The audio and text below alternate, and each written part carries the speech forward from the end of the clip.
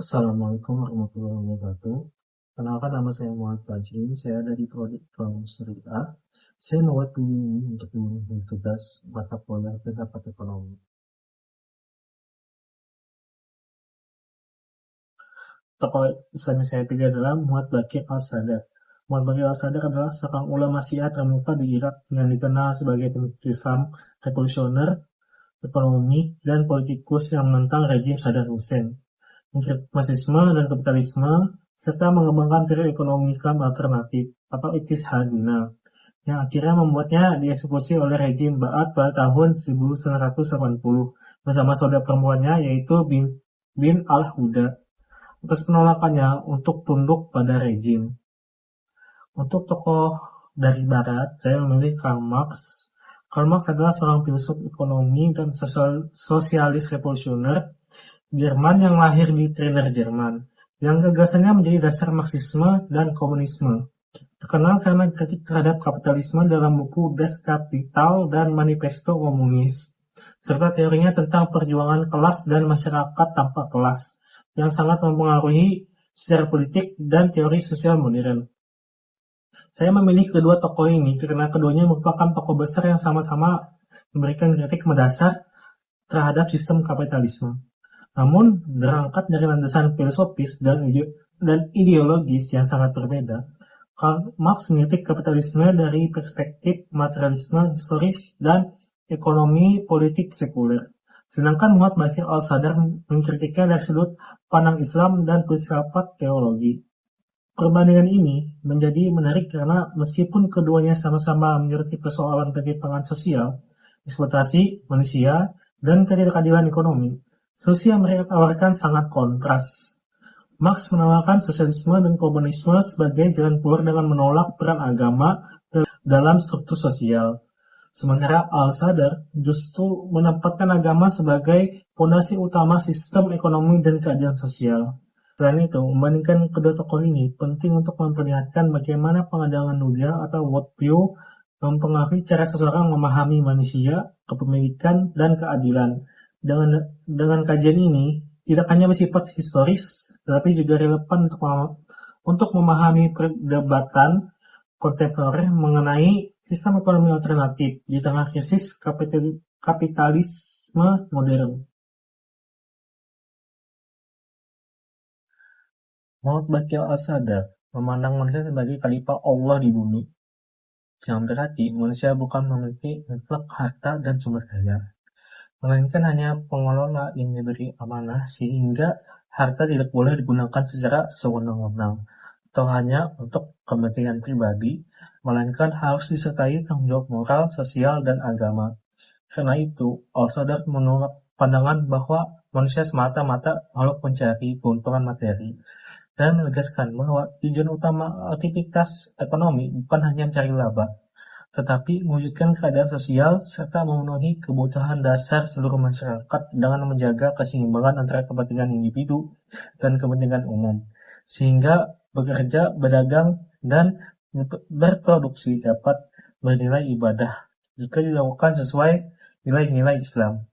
Ia juga menekankan bahwa sistem ekonomi harus berlandaskan etika dan keadilan, dengan melarang praktik seperti riba, penipuan, monopoli, penimbunan, dan eksploitasi karena merugikan orang lain, di mana keadilan tidak hanya berarti persamaan hak, tetapi juga pemerataan, kesempatan, dan perlindungan bagi kelompok yang lemah, agar kekayaan tidak hanya beredar di kalangan orang kaya saja. Meskipun al-Sadar mengakui pasar, kepemilikan pribadi, dan mekanisme jual-beli, pasar tidak boleh dibiarkan bebas tanpa aturan, sehingga negara harus berperan aktif mengawasi, mengatur, dan campur tangan ketika terjadi ketidakadilan serta mengelola sumber daya publik untuk kepentingan bersama.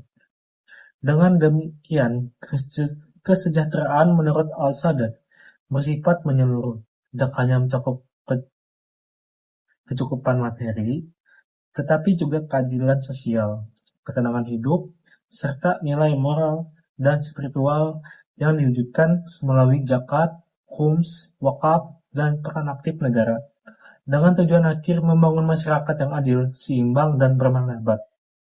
Karl Marx memandang manusia sebagai makhluk yang hidup dari bekerja, dan kehidupan sangat dipengaruhi oleh kondisi ekonomi. Menurut Marx, dalam sistem kapitalisme, manusia memang bekerja untuk memenuhi kebutuhan hidup, tetapi para buruh sering dieksploitasi oleh pemilik modal, sehingga mereka tidak menikmati hasil kerja secara adil dan akhirnya merasa asing serta kehilangan makna dari pekerjaan yang dilakukan. Karena itu, Marx berpendapat bahwa kesejahteraan tidak bisa dicapai hanya dengan nasihat moral dan bantuan amal, melainkan harus dengan menghapus sistem yang memungkinkan adanya penindasan kelas, sebab selama alat produksi hanya dikuasai oleh segelintir orang, ketimpangan dan ketidakadilan akan terus terjadi. Marx juga melihat pasar kapitalis sebagai sumber ketidakadilan karena lebih menguntungkan pemilik modal daripada pekerja. Dan ia menilai bahwa negara dalam sistem kapitalisme cenderung berpihak kepada kelompok kaya, sehingga menurutnya negara hanya diperlukan sementara untuk mengatur masyarakat menuju sistem sosialis dan tidak lagi dibutuhkan ketika ketimpangan sosial telah hilang. Tujuan utama kegiatan ekonomi menurut Marx bukanlah mencari keuntungan pribadi, tetapi memenuhi kebutuhan bersama seluruh masyarakat, agar ekonomi dapat membebaskan manusia dari penindasan dan eksploitasi. Oleh karena itu, Marx tidak mendasarkan keadilan pada agama atau moral individu, melainkan pada perubahan sistem ekonomi secara menyeluruh, dengan keyakinan bahwa jika sistem kelas sosial dihapuskan, keadilan akan terwujud dengan sendirinya. Muhammad Baqir Al-Sadar memandang keadilan ekonomi sebagai kondisi ketika kebutuhan dasar seluruh anggota masyarakat dapat terpenuhi melalui sistem ekonomi yang berlandaskan nilai moral dan ajaran agama. Dalam pandangannya, mekanisme pasar tetap diakui dan digunakan, tapi harus berada di bawah pengawasan agar tidak menimbulkan ketimpangan dan ketidakadilan. Negara memiliki peran aktif dalam mengatur perekonomian, terutama untuk memastikan distribusi kekayaan berjalan secara adil sehingga harta tidak terkonsentrasi pada segelintir orang. Aktivitas ekonomi harus didasari oleh etika, dan perbedaan tingkat kekayaan antar individu diperbolehkan selama tidak mengandung unsur penindasan atau eksploitasi terhadap hak lain. Sementara itu, Karl Marx memahami keadilan ekonomi sebagai kondisi di mana tidak lagi terjadi eksploitasi antara kelas-kelas sosial. Menurutnya, keadilan semacam ini hanya dapat diwujudkan dengan menolak sistem pasar kapitalis yang dianggap sebagai sumber utama ketimpangan. Marx menekankan perlunya penghapusan kepemilikan pribadi atas alat-alat produksi dan perubahan struktur ekonomi secara menyeluruh.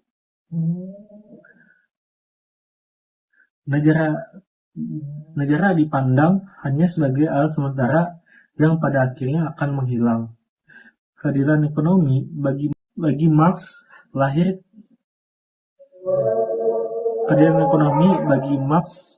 dari terciptanya kesetaraan struktur dalam masyarakat tanpa kelas dan tidak bertumpu pada nilai etika maupun agama.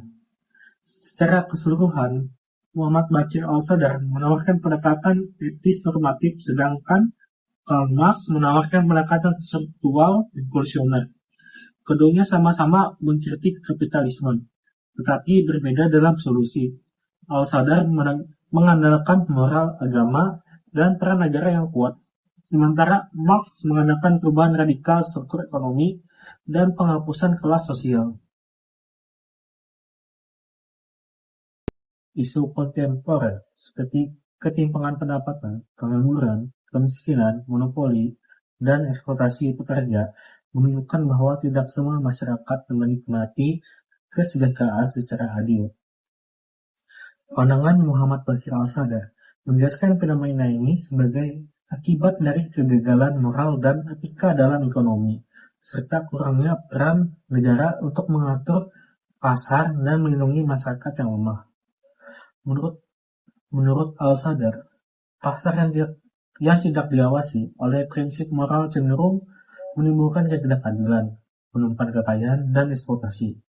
Sementara itu, Karl Marx memandang ketimpangan sosial dan eksploitasi sebagai hasil dari struktur ekonomi kapitalis, di mana kepemilikan alat produksi oleh segelintir orang menyebabkan kelas pekerja dirugikan dan kekayaan terkonsentrasi pada kelompok tertentu.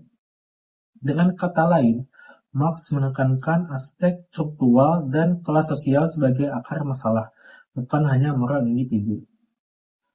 Pendekatan Alsader lebih relevan untuk program pemerintah karena dapat diterapkan secara langsung melalui kebijakan seperti bantuan sosial, subsidi, jaminan kesehatan, pengaturan harga, perlindungan UMKM, dan regulasi pasar.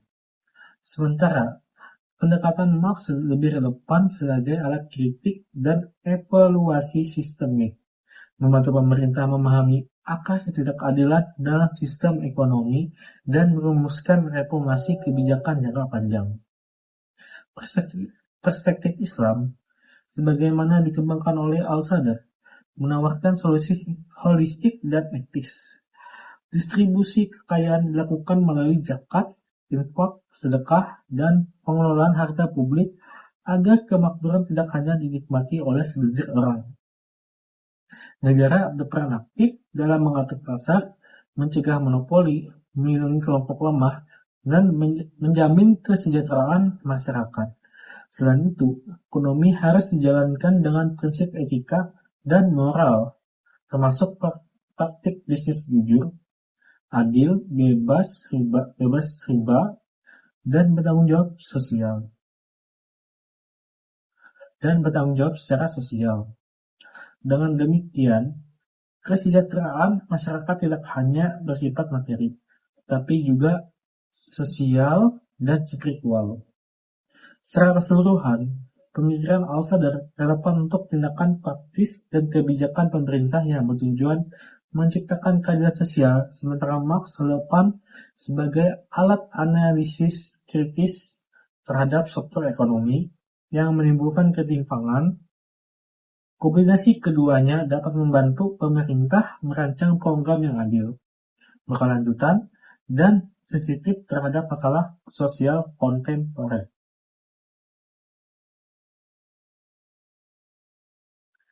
Dari pembahasan pemikiran Muhammad Baqir Al-Sadr dan Karl Marx, dapat dipahami bahwa keduanya sama-sama mengkritik sistem kapitalisme, karena dianggap menimbulkan ketimpangan, kemiskinan, dan ketidakadilan. Tapi alasan dan solusi yang mereka tawarkan berbeda.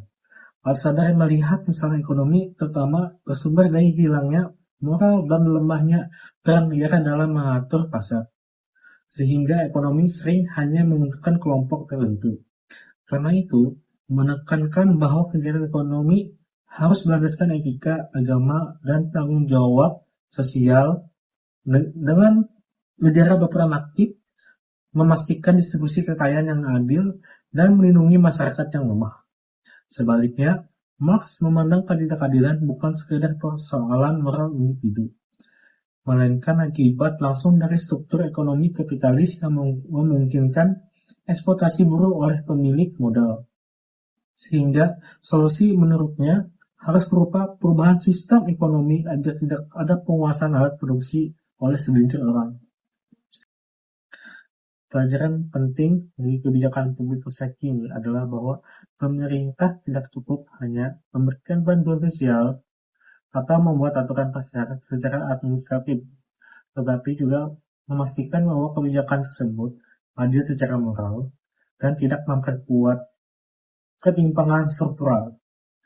Dari Al-Sadr, pemerintah belajar pentingnya keadilan etika dan keberpihakan pada masyarakat kecil dalam setiap kebijakan pembangunan. Dari Marx, pemerintah diingatkan untuk selalu kritis terhadap sistem ekonomi yang berjalan, termasuk dampaknya terhadap pekerja, upah, dan kesenjangan pendapatan, agar kebijakan tidak hanya menguntungkan elit ekonomi.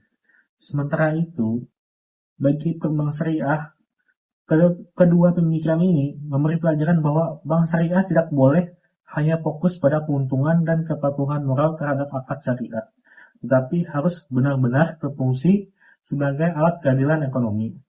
Prinsip syariah menuntut perbank untuk mendorong sektor real, membantu UMKM, menghindari praktik yang menekan nasabah kecil, serta berkontribusi pada pemerataan kesejahteraan. Dengan memahami kritik Marx, perbank syariah juga perlu waspada agar tidak meniru pola eksploitasi dan penyimpangan yang terjadi dalam sistem perbank konvensional. Secara keseluruhan, filsafat ekonomi mengajarkan bahwa ekonomi bukan sekadar soal angka dan keuntungan, melainkan soal manusia, keadilan, dan tanggung jawab sosial. Menggabungkan nilai moral dari Althusser dan kritik struktural dari Marx dapat membantu kebijakan publik dan perbank syariah berjalan lebih adil, manusiawi, dan relevan dengan tantangan ekonomi masa kini.